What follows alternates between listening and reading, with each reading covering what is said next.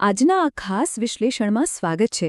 આજે આપણે એક એવી જબરદસ્ત અને અત્યાધુનિક ટેકનોલોજી વિશે વાત કરવાના છીએ જે વાસ્તવમાં એક અદૃશ્ય તોફાનનો ઉપયોગ કરીને આપણી આખી દુનિયાને પાવર આપી રહી છે. આપણે સૌ જાણીએ છીએ કે સૌર ઊર્જા ભવિષ્ય છે, ખરું ને? પણ આ આખી પ્રોસેસ પાછળનું વિજ્ઞાન કલ્પના કરતાં પણ વધુ રોમાંચક છે. તો ચાલો સીધા જ વિષય પર આવીએ અને આ અદૃશ્ય ઊર્જાના રહસ્યને ઉકેલીએ. ચાલો સૂર્યપ્રકાશને જોવાનો આપણો દૃષ્ટિકોણ જ સાવ બદલી નાખીએ.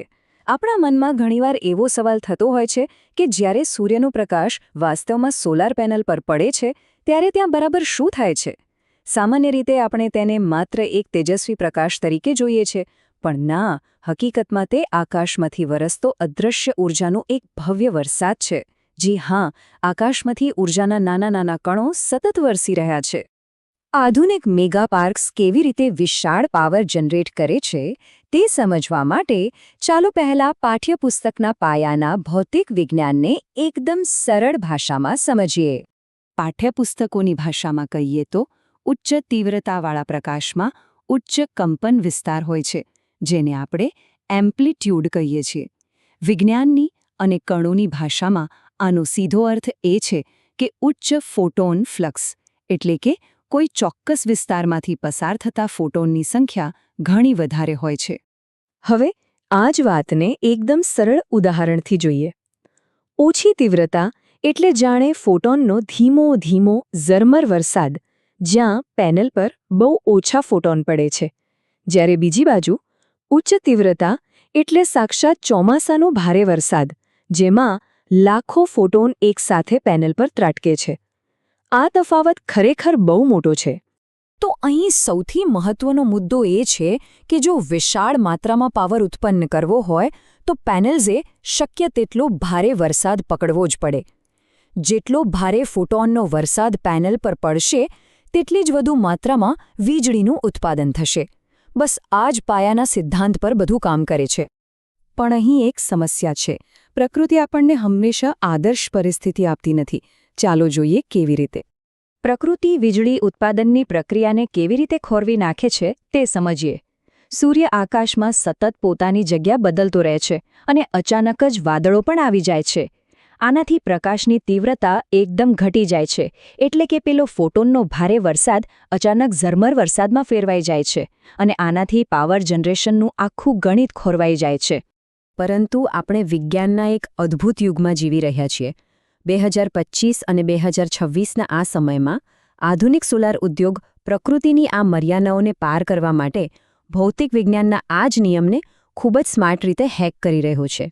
તો ચાલો હવે એવા રિયલ વર્લ્ડ ટેકનોલોજી અપગ્રેડ્સ પર નજર કરીએ જે આ ફોટોન ફ્લક્સને ચરમસીમા સુધી પહોંચાડીને દરેક ટીપું પકડી રહ્યા છે.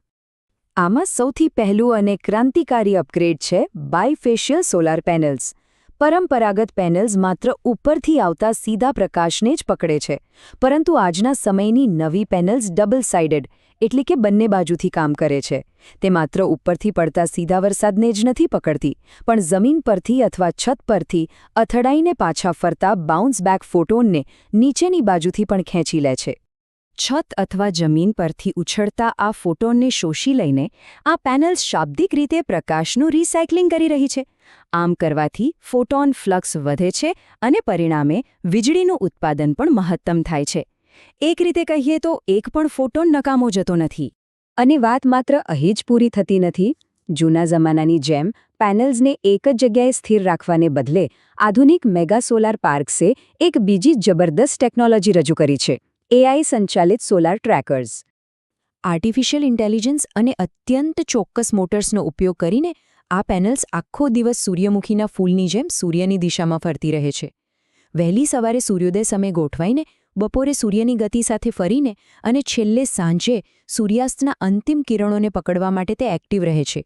આ સુનિશ્ચિત કરે છે કે સવારથી સાંજ સુધી હંમેશા સૌથી વધુ તીવ્રતાવાળો ફોટોન ફ્લક્સ મળતો રહે.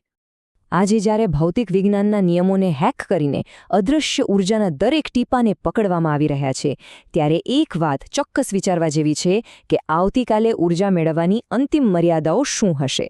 આપણે પહેલેથી જ સૂર્યને સંપૂર્ણ રીતે ટ્રેક કરી રહ્યા છીએ અને બંને બાજુથી પ્રકાશને રિસાયકલ કરી રહ્યા છીએ, તો ભવિષ્યની દુનિયાને પાવર આપવા માટે આપણે આગળ કયા અદ્ભુત નિયમોને હેક કરીશું? આજના આ વિશ્લેષણ માટે બસ આટલું જ. આશાથી કે આ માહિતી ખૂબ જ રસપ્રદ લાગી હશે.